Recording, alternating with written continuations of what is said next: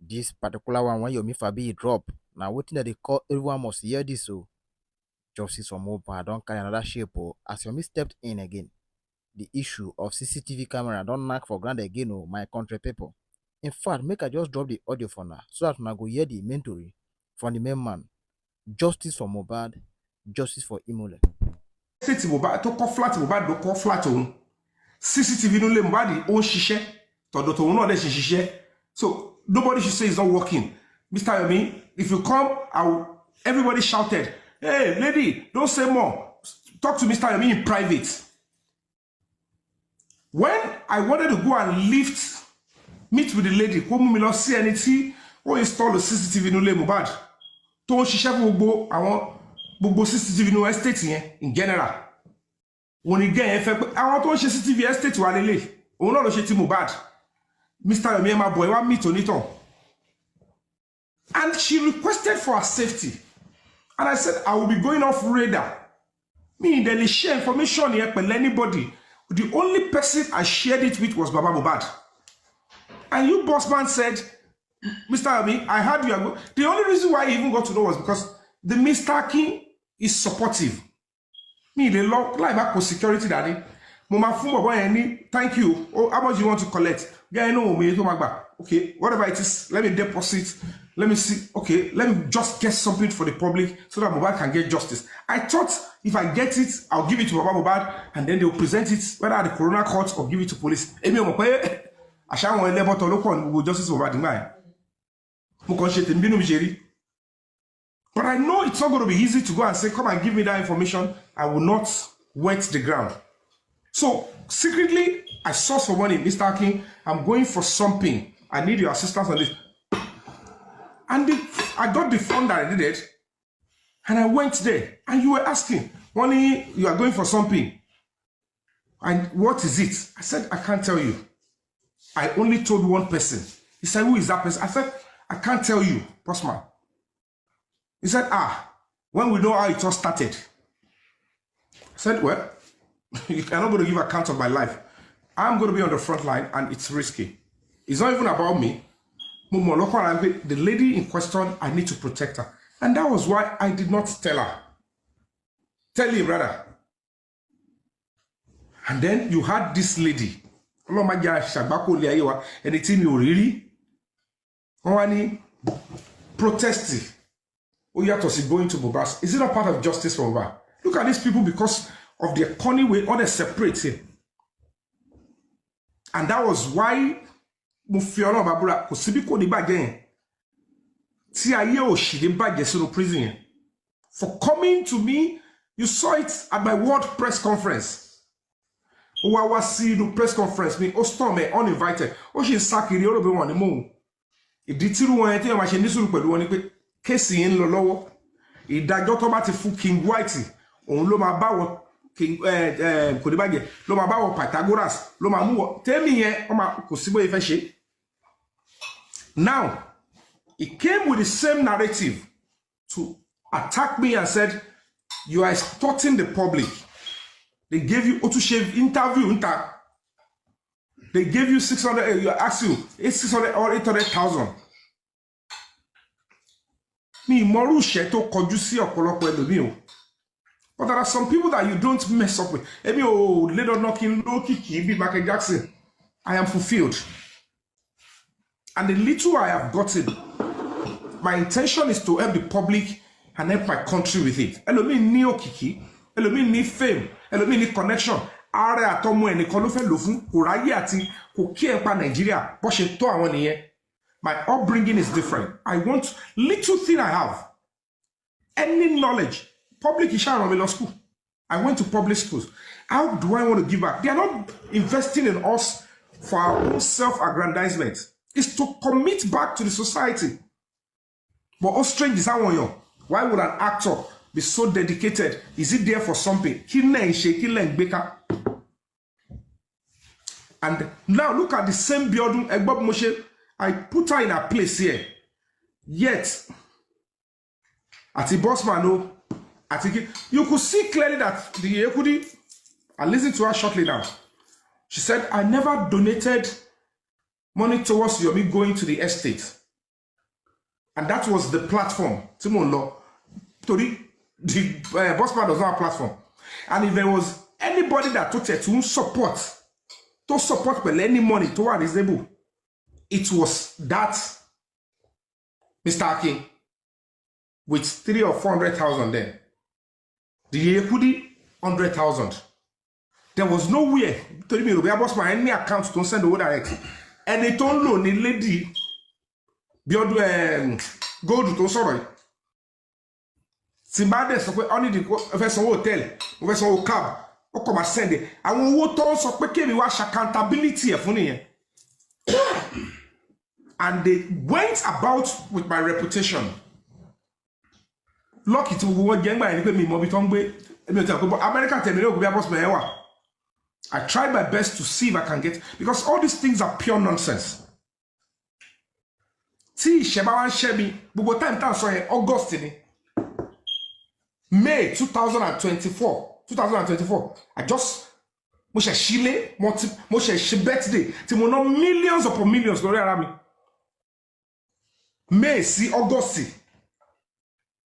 So owó tí ó ka owó cake tí mo ṣe tí mo fi ṣe birthday tí mi ò tiẹ̀ mọ̀ bí tó gbé gbàjọ yẹn tí mi taste no cake on ni ko boss man wá wò sùsùn bí mo tó fẹ́ jẹ nle ayé o, you need to be careful.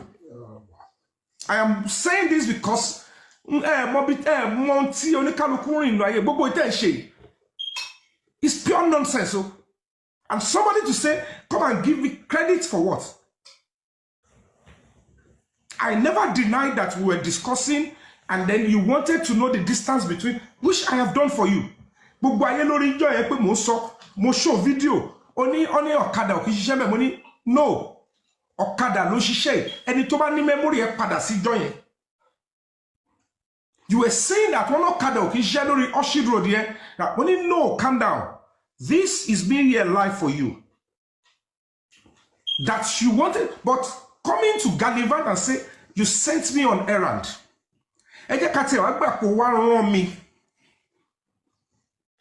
So you sent me on errand to leave Abeokuta to go to Lekki, Ewo distance, and you take job in Nigeria. And the only reason you begin to call me thief, that's to make pay 600 yellow ko fún mi. Tell them I can baby the lati Abeokuta lọ sí Lekki. Do you know how much you give me as an hat? Pay mo ti e ko bo se why? Pay esa e ba be lo become. O wa ro pé 600,000 yẹn ma ko fún mi pé ẹ gbà. Gbogbo àwọn tẹ̀lé ta ló ń kí, a lọ sí governor, a lọ kí senator. Ṣé ro ko fẹ́ là ń lọ ni? Gbogbo jókòó ta bá 3, 5, 10 minutes tó bá shake wa yẹn. Ṣé ro pé ma lọ jókòó sọ́dọ̀ governor ko ma lọ pẹ̀ lọ́fẹ̀ẹ́. Ibi tí rẹ̀ kó bá life dé sí wa ní Sanwó-Olú ní kí wá kò ní yọ owó máa lọ. What I pay I really understand tó ṣẹlẹ̀. Ẹ fojú pé mo kọ brother mi lẹ̀. Èyàn kan pè mí pé má bọ̀ Yomi. Kí wá meet governor tí mi ò rí àbí kí ni ó máa ṣẹlẹ̀ sí mi. Tí ó bá ti ní yọ pé my transportation honorarium mi ní kúrò níbi tí mo wà. Tí bá ṣe mistake trust èyàn tó bá lọ tí wọ́n fún mi pé this is your transportation back. Ẹni ò lè pè mí kí n dá lóhùn láyé. You that I don't know you. Oh, donate fún mi rí. Kò ṣe bó ti ṣe ọkọ tí mo mọ̀ rí. You will not call me. Ìwọ tó mọ address ilé Mohbad. Tó bá náà ní kí n lọ bẹ̀, kí mo lọ ní kí n lọ nu estate Mohbad. Because nobody can ask me to go into Mohbad's house then. I can't go. Because it is already a crime scene. I cannot enter there. You are also possible kí n lọ gbà yẹn. So ibo ló wá ní kí n lọ. Tó fi kó 600,000 fún mi. If the money 30 go send the sort of me to buy was 600,000, it is probably because you're paying for my transportation, the hotel accommodation, feeding, and stuff like that. Only if you disrupt the justice team and while they trust the blood this God-forsaken individual. The only time I ever met her in my life, only close stuff, only she came down, stuck. Now, Mr. Fabiyi wá lóhùn gbé ntẹ́mi ṣe wàhálà lórí ẹ̀. Ṣé anybody lè sọ pé òun ló sọ kí wọnú lé má nìyẹn? Even the police never spoke about Mohbad's CCTV. The neighbor of Mohbad's neighbor CCTV. Even none of you, none of anybody on this platform ever spoke about Mohbad's neighbor CCTV. Anybody what boss man yet mo pé there is a neighbor to this CCTV right ki wonu bele to ni wo lo ran mi lọ. Kí n bẹ̀rù Ọlọ́run ni. Even if you want to now come out to say you sent me on errand, ẹ̀rù ò bà ẹ́. I don't know your age, mo follow Babura o lè tó mi lọ́jọ́ orí. So kí ló ṣe rò pé at this stage of my life, ṣé ó torí owó tó fẹ́ fún mi ní tó fẹ́ àbí 600,000 ẹni wá rò pé it's my worth, and you will be sitting before some people tí Nàìjíríà bá máa da Ọlọ́run bóyá Ọlọ́run máa pa gbogbo àwọn táwọn bẹ́ẹ̀ ló máa rọ́ wa dànù. Certainly, I don't think this country deserves people to fight and put their life on the line for them. I'm only pitying the children coming forward, because if this is an old nonsense people keep doing, I was only patient and overlooking it because killing me really. And after this justice for Mohbad, I will still put my life on the line fighting for another Nigerian that I don't know, because I believe we must stand and we must be there for one another. When me decide going sort to the burúkú tẹ̀ ṣe yàn. Tẹ́ bá fẹ́ ká ọmọ yín jẹ́ nǹkan kan nú ayé, because mo follow Babura ẹ̀ lè kọjá bí tẹ́wàá yín. But you need to be careful about your children, because it is, you can't be doing that. Ìṣẹ̀dá mi lè. Owó kí lẹ̀ ń sọ. I will continue to give kudos and respect to people that felt like, okay, this is a popular person coming to lend us his voice. I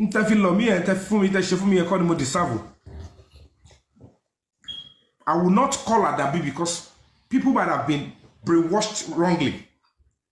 You are now saying it was one Biodun Lawal, the one suffering, Yomi should not be trusted. When you knew how she came into this whole picture,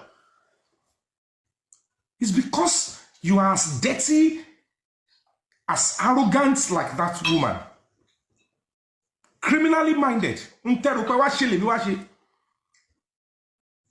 now think that she'll be talking about me. Yes, it's right. Cherobi, when we shoot some movies, do you think we shoot these movies because we just want to stay in front of cameras? It's because we want to entertain you. We want to promote our culture. We want to estray this country to get better. We want to do things that will add positivity to the society. And sometimes we go through hazards. The white one. The one the white, right? You're not going to blame if other actors continue to ignore the public. People that have voice and relevance in the country, they know at some point they have to dedicate their time to ensure that things work well, and they will be lending their voice. But if you treat people like this, how many people will do that?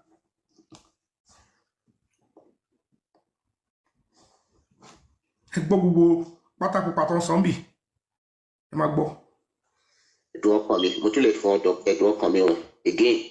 This is power of attorney. Mama, stop where? Mitalati. Mama, stop where, Mama. Okay. Sorry, there. Oh. The platform here, no detail. I'm not low way. Nigeria ló ṣì wà o. Kò kúrò ńbẹ̀ o. Ẹni tó fẹ́ kí àṣírí o náà tú. Ó lè ẹni tó go after you. Ìwọ tó sọ̀rọ̀. Ẹni tó go after you. We can go after that person. So that is what. Ẹni tó sọ̀rọ̀ pé ẹni tó go after you. Ẹni tó lọ gbé information hàn. Ìsìn la ṣe ń gbọ́ pé adding the Biodun to this call was the first time to my meet any. So after this call, this man lifted the location. Well, they don't turn around because almost the second day or third day, the second day.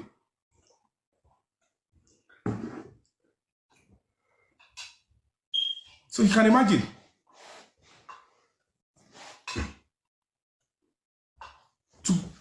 Now 300,000 to go and do what? To go to, you know, it's quite appalling. Because this boss man was not donating any money. The money that I know people donated was people coming to my page. People came to my page to donate. People on my page following me, they were donating. And people on Yeskudi, they donated towards a shop and all of that. I said, if you have remnant, 900 for what? If you calculate whatever it is, go share code then. You boy could because I look at him, I said, you want my daily local in bulletary 900,000. Bulletary 600,000. You're making it look like they gave me the 600,000 once. Professor cab, SO cab. Professor hotel, SO hotel. Different time, different days. And the subby back here pay she le coin for me for a particular task. She buy she reading. Ekpele di wura yẹn sọ fún boss man pé kó sọ fún wura yẹn pé kó fi gbogbo receipt wọ́n send owó.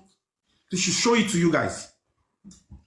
But nítorí mo fẹ́ bọ̀bọ̀ já wura gbà yẹn nítorí wọ́n ti threaten mi pẹ̀lú àwọn máa lọ ṣe dragging. I said be my guest.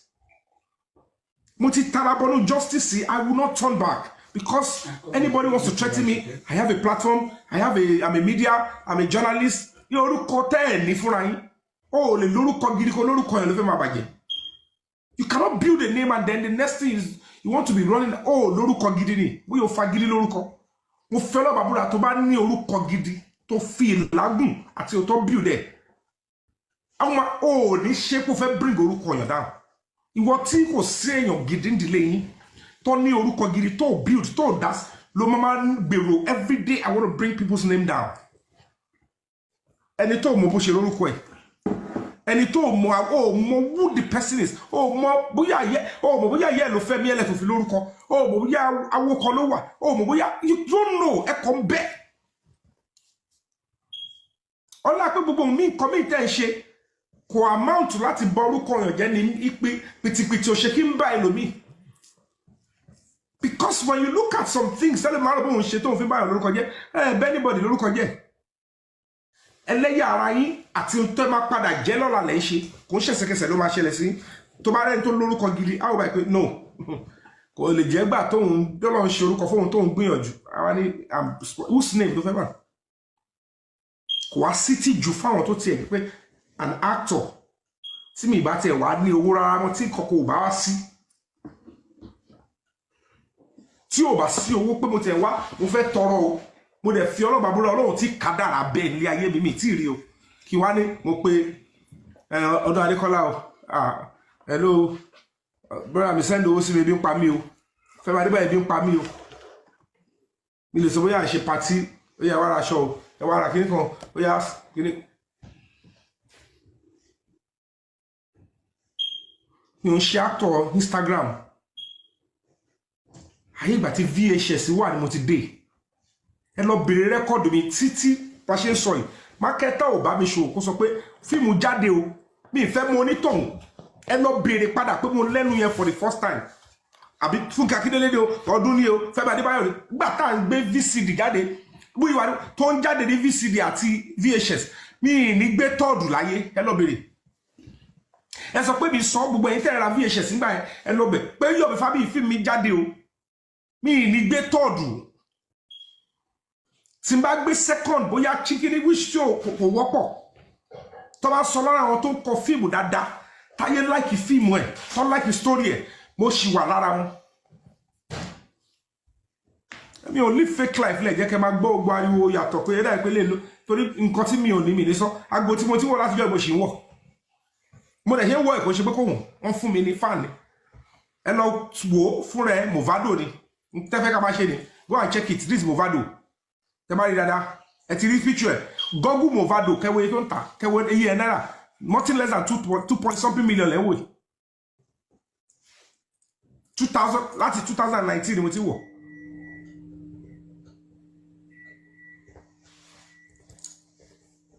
mo ṣe wọ̀ over $1,000 yes èlò náírà ẹni tó bá dẹ̀ wò mí ẹ lọ wo picture mi nígbà tá à ń ṣe EndSARS all the 10 days I was sleeping on the floor. protesting in Lagos Assembly, Lekki Toll Gate. Mo ṣe sùn lẹ́lẹ́ pẹ̀lú ẹni kò kúrò lọ́wọ́ mi wọn ò dẹ̀ jí.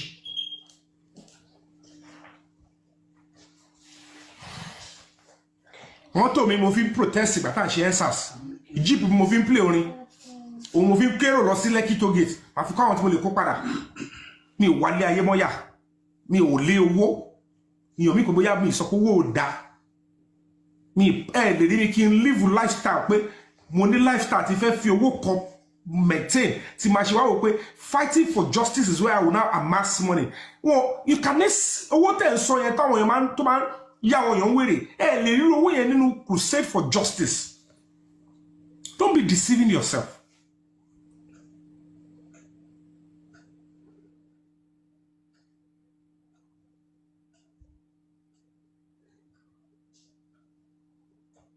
So it's quite new setting for people to now think that is what they should do. Look at this building or something.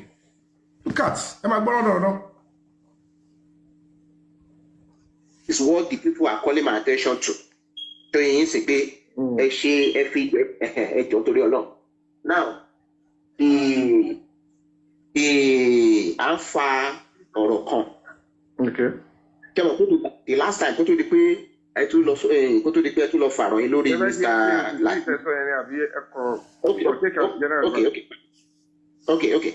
Okay. No, it's a general advice. Yeah, it's okay now. Anyway, what I would just say is this: like I said, we're at a critical moment, and it's for it to be lifted legitimately. Until shall I in nutshell, the police is gonna go. Only problem to me baga. Check get me.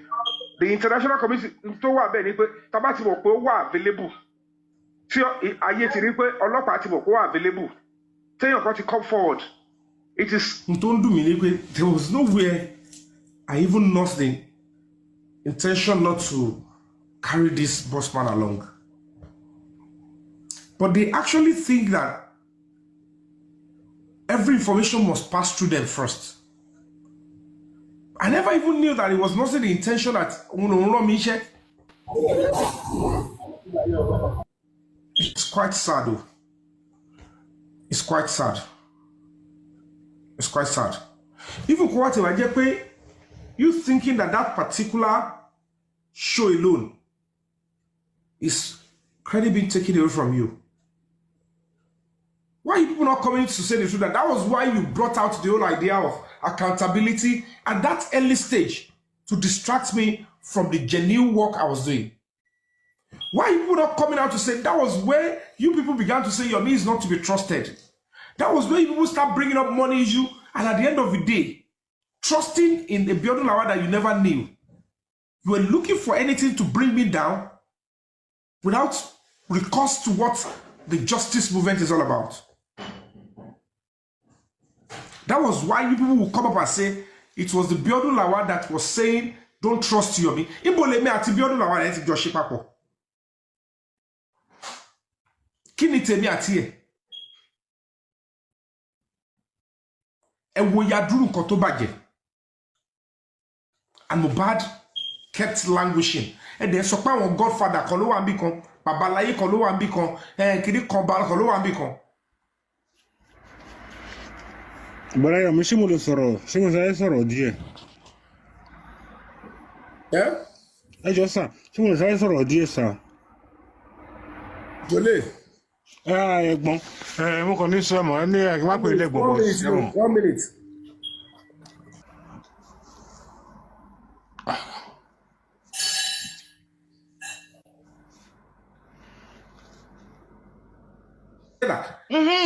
Bossman wà ní Canada dúró Bossman wà ní Canada Ìyẹ́kúdí wà ní ibẹ̀ yẹn everybody wà ní everywhere okay ẹ jẹ́ ó yẹ wọn bí anybody wọn rẹ kọ́nà sí Nàìjíríà wọn lè lo 1 week ní Nàìjíríà wọ́n máa sádànù ni. Tolè pẹ̀lú bí ṣe rẹ́ra mi sílẹ̀ tó coming to do this with these people. Nà. Tó bá tẹ̀ ẹ́ kà zú pé tó bá jẹ́ pé irú Bossman ẹ̀ tiẹ̀ ló wá rán mi. Àfúnpọ̀ òun ló rán mi. Kí ni ẹ̀ ń dùn mí gan-an? Hold on my brother.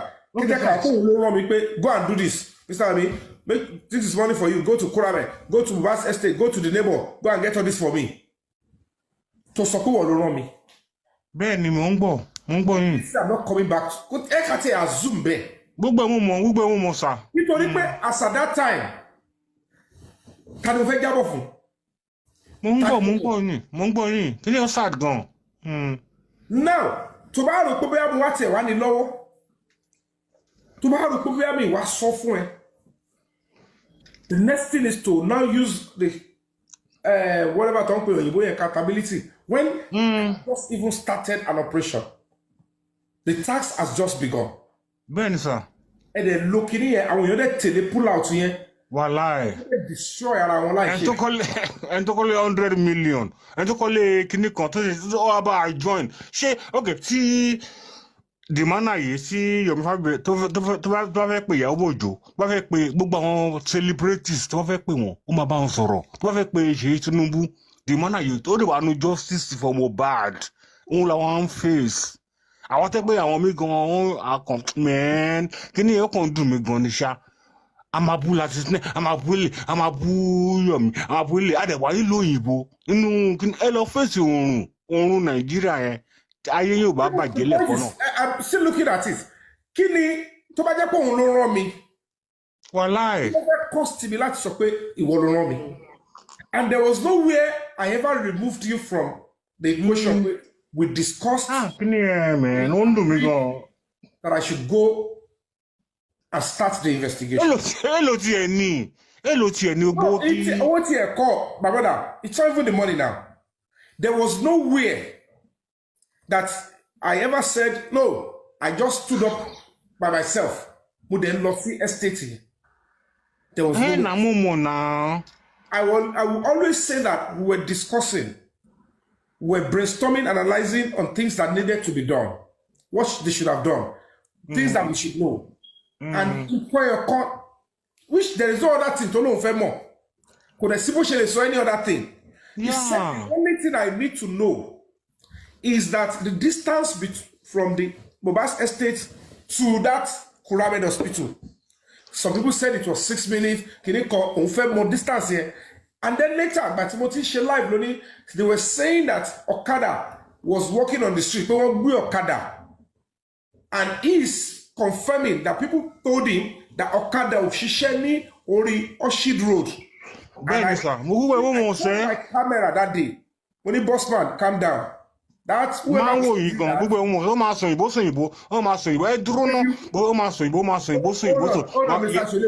okay. Whoever gave you that information gave you the wrong one. Now I am here. Look for yourself. Oh no, they said, look. And to my video padasi.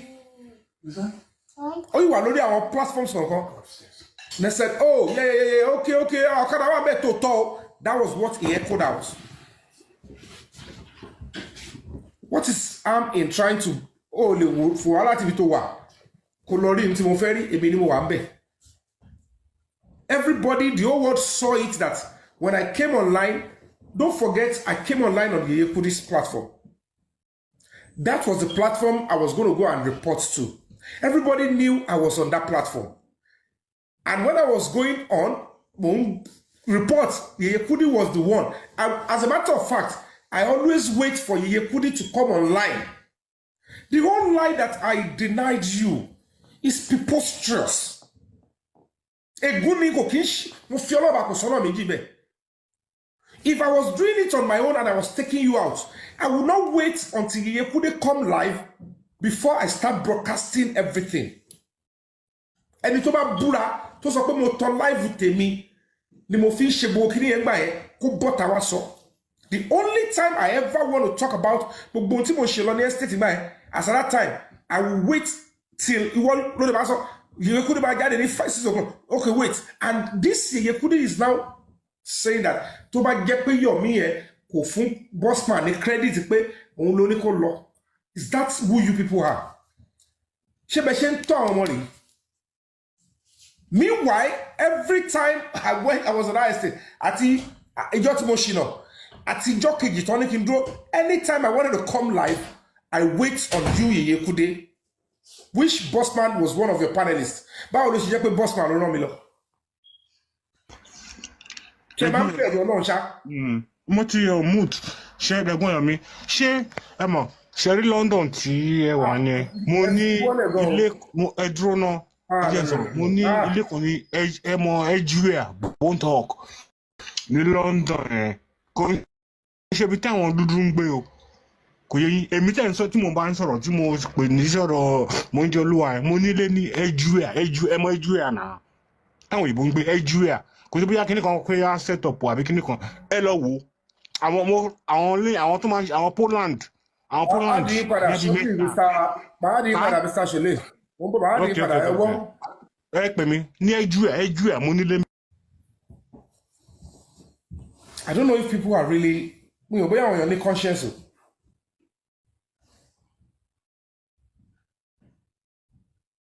There was no time I was doing all that. I will always wait on that Yeye Kude to start a show and I will report to them. In which Bossman was one of the panelists. Let's assume you were even thinking you sent me. Was I not reporting to you people? But mo mọ̀ dájú ni pé mo follow my búra ó ní lanu sọ pé Yomi Fabiyi come and go there for me kó jẹ́ pé wọ́n ti bí ẹ̀dá tó bá lanu sọ ní táìmù yẹn tó sọ yẹn tí n bá pa àṣẹ gbà yẹn kò sí because bí èrè ohun tí mo ṣe tí mo fi wọ́ra mi lẹ̀ tó yẹn. I thought I was dealing with people that are honest, people that have self-respect. So ní fún mi ní respect. You now call me from my house. Oh yeah, Mr. Yomi, take this 100. Oh yeah, go to Kiniko, go and do this for me. Tí ó wù mí, tí mi ò rí vision nípa ẹ̀. Just the same way the Karimo is saying, Mr. Yomi, ma lọ sí Ọ̀gànbọ̀. That you said it doesn't mean I will not process things. That I want to be humble does not mean you should see. There is no dignity fighting whoever is on the floor. And at what point? Because if there is anybody that was louder, or even the loudest, Timon law everywhere. It is this same boss man. Who siba to be a question, Mr. Yomi, okay, what about this? Timotu wonu, hospital were everywhere. The only time a problem started, torí boyi kan ṣe àbòsí ẹ̀dẹ̀ dákẹ́ síbẹ̀ àti parí gbogbo pé mo wọnú estate Mohbad àti parí pé à ń lọ sí gbogbo Kuramed hospital. There was no conflict, no argument. It was when I returned back to that estate tí mo fẹ́ lọ ṣe ọ̀rọ̀ CCTV silently and codedly that you wanted to know ta ni mo fẹ́ lọ bá. Kini mo fẹ́ lọ rí ta ló ní tán. I said no, I can't tell you now. Anything fẹ́ lọ bá náà require kí you protect life. I said calm down. When everything is fully to the flesh, you will be the first to know. The shot is still there. Don't skip it.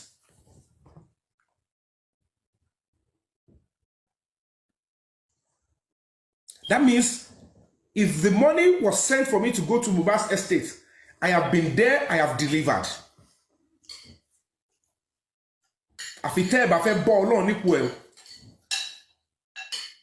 For those of you that knew me then, Eje Kazu pay 600,000 yen fún mi àbí 800,000. Pé ro pé ilẹ̀ rán mi. Mo wá rẹra mi sílẹ̀, mo jẹ iṣẹ́ yẹn o. All of you were watching me live, not on my page, but on Yeye Kudi's page. So let me don't get me mama TikTok. My own is I was going to Yeye Kudi's page. Go and look at all the video. I can play some of them now.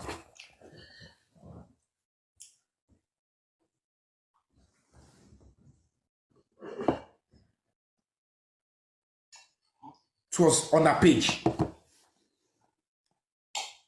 So Bonimoti deny it. Imbo ni mo ti deny pé no, I don't know any boss man.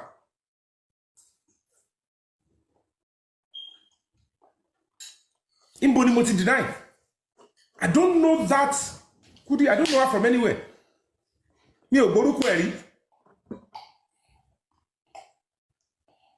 Later, mo gbọ́ kó sọ pé probably she was married or dated Dele Taiwo. Mo fọlọ́run babura ìgbọ́n yẹn kò ní rí mi fín. Kò ní sọ pé tèmi bá wo. Kò ní sọ pé ṣé mo ní sọ pé mi ò ní star. Because mo ti lọ Shemsi when he has come to sing maybe one or twice. Ìjẹ̀bú and one place like that.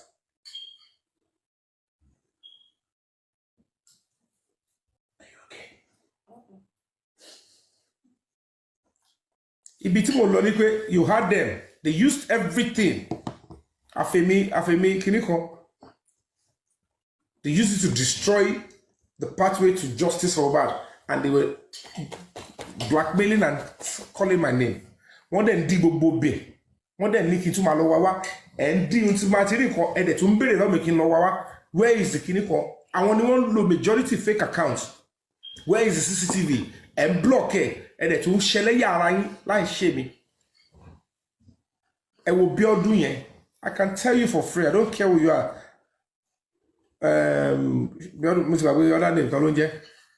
I'll come for you and I'll get my justice. Ẹ wo yẹn ṣe no fatafata is ABCD kini kan. Ntí ó ṣẹlẹ̀.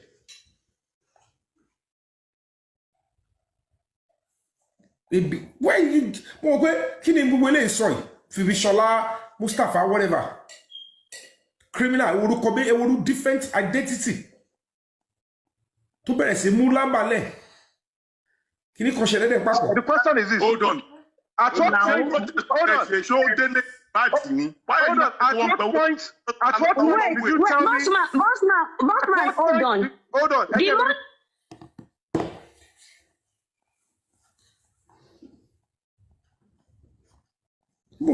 I never brought. Why would I bring any biodun? Mo ti pàdé àgbákò. Ẹ wo yẹn sọ gbogbo kini yẹn. We knew biodun lawa because how did I bring her in? I never brought her in. I didn't invite her.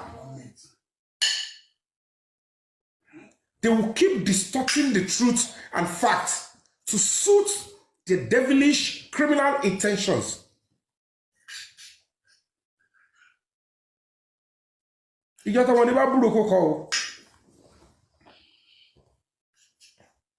Except whatever you guys did has no meaning before God. At our to lie, they might feel there's no need to punish you guys. Or God might even be punishing some of you quietly. But we don't have to know. And that's why I don't get bothered asking that God should punish people and then I'll be asking, where is the evidence? Along beg you only for evidence. Don't go for your hand.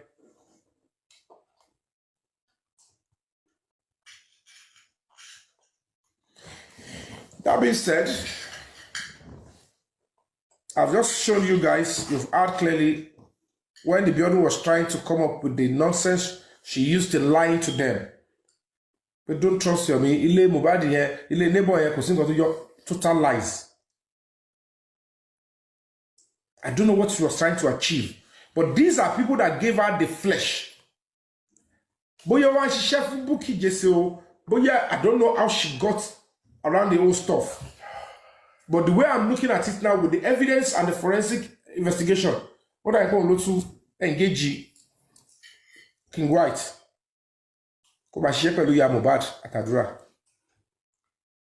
There is an evidence towards that. We saw something closer.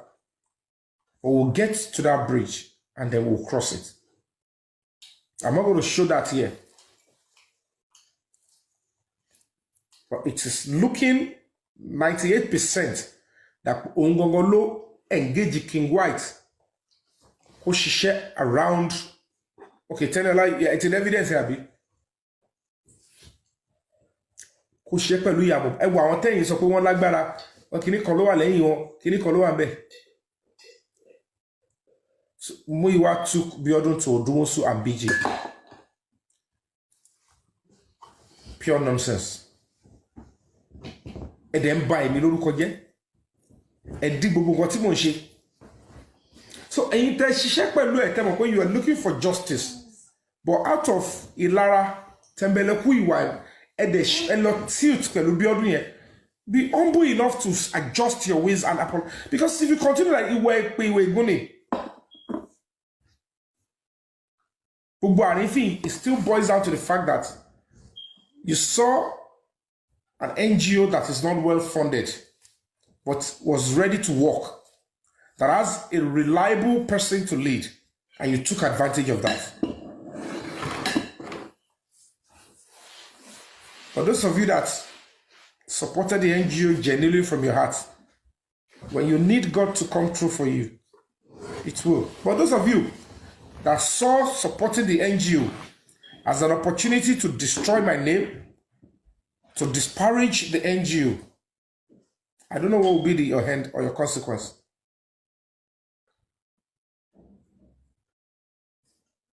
Do I look like one of those people that me that good mo ṣe wà me that good mo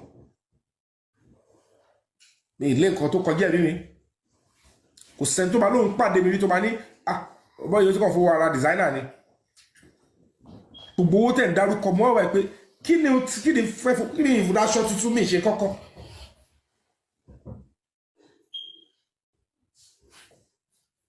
bóyá lẹ́yìn kan bóyá while I was in hotel wọ́n lọ ń jẹ inú ẹ̀ okay give me food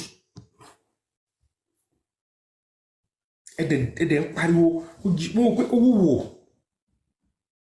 iye òun yẹn náà lọ ó ní kíní kan 10 million ìbínú mo fi print account jáde gbogbo lọ sí what is all this nonsense síbò lẹ́tí ní gbogbo tẹ̀ ń dárúkọ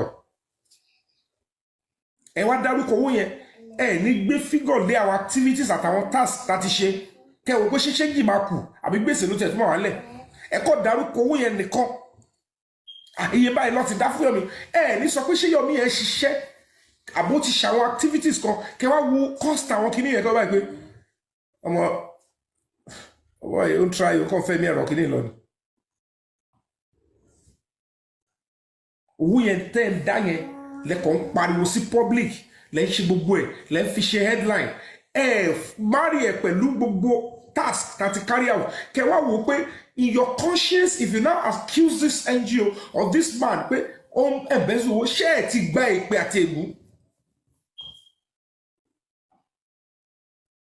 ó fẹ́ ṣe press conference gbogbo ẹ̀yin tẹ́ dáwọ́ ẹ̀ wò pé okay this is how much was donated or whatever it is ọ̀nà fẹ́ náà bóyá 2.something million naira ẹ̀dá 2.5 million ó kù bí 300,000 tó rí lórí ẹ̀ it was successful ẹ gbọ́ kẹ́nìbọ̀dí pariwo wọ́n jẹ mí gbèsè o kìíní kan olùtọ́fẹ́ san olùyẹn ni wọ́n sanwó pé wọ́n ti jẹ́ kó wọlé everything went well professionally by standard owó tó wá dá ẹ̀ lẹ́ ń pariwo síta ẹ sọ pé they actually expended it on what they said they wanted to do ẹ dẹ̀ fẹ́ káyé àwọn ọmọ yín dá pẹ̀lú àwọn ọ̀rọ̀ bẹ́yìn ẹ gba 30 naira ẹ lọ ra téèrú 30 naira wá wọ́n gbó téèrú wá wọ́n mú wá ẹni akówó fún akó 30 naira fún ẹ sọ pé ó dẹ̀ mú téèrú aníkó lọ fi ra téèrú 30 naira wá ó dẹ̀ kó téèrú 30 naira wá wọ́n ní kí ló wá ṣẹlẹ̀ kí ló wá ń pariwo ìsíta pé kó 30 naira ìtẹ̀kọ̀ ń pariwo ni akó 30 naira fún. So people will ask you, why will you be honest with Nigerians? Torí tó bá ṣòótọ́ pẹ̀lú wọn, wọ́n máa bà ẹ́ lórúkọ jẹ́ náà ni. Àwọn tó dẹ̀ ń kówó jẹ, tó ń bàlú jẹ́, ní rí kẹ́ gbé súnmọ́ wọn àbí kẹ́ ṣe kankan, ẹ bá máa praise wọn ni. Ẹ wá ní pé àwọn olóṣèlú ló ń bàlú jẹ́, ẹ yí ẹṣẹ́ ọwọ́ yín wò pẹ̀lú àwọn tẹ̀ ń bí. Ebi ò ní sọ ju yẹn lọ. But I can tell you for free, ẹ lọ kọ́lẹ̀, justice for Mohbad is on its way. Tọ́lọ́wọ́ bá ti ẹ̀rọ gbúwo kọ́, mo fọlọ́ bàbúrò ẹ láti rogbo dọ̀tí àti ẹ̀gbin tó fi sí mi lára ẹ̀. Ẹ láti ro àwọn tó ń rò pé kàríà mi ti tán nítorí sacrifice mi àti tí mo là kọjá ẹ láti prove wọn wrong pé now ṣe ti yín tán now I want to prove to you that this will bring justice for Mohbad ẹ lọ kọ́lẹ̀